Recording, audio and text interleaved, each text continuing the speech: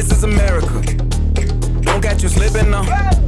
Don't catch you slipping now. You wouldn't believe how many white women come up to me and be like, oh my God, I've learned so much about Black people from watching Blackish.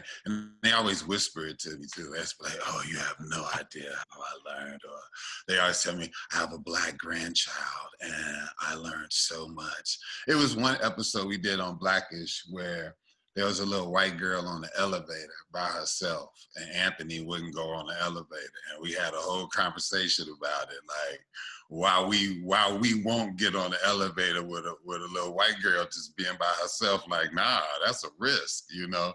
And so many white people came up to me and it's just like, wow, that's crazy that we never knew that you guys probably thought like that. And the main thing that I had a lot of people come up to me about is Juneteenth. When we did the Juneteenth episode, a lot of people had no idea what that was about. Like, and that was like 2-3 years ago.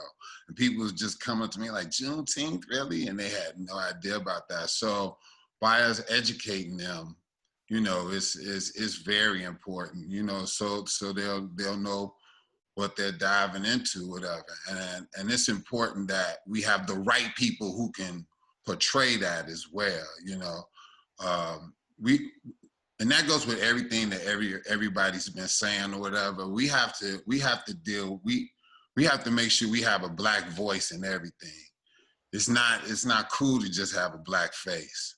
And they have that in a lot of situations. And we have to be aware of those Black faces. We need a Black voice, you know what I mean? And that's very important. That goes with anything that we do. It's a lot of Black faces out there, man, but are they speaking our language? Are they speaking for us? You couldn't take a chemistry set from my hands when I was a child. It was something that was really important to me. But how do we spark that same interest in children in our community today? You know, you can't go so far as to walk outside of your house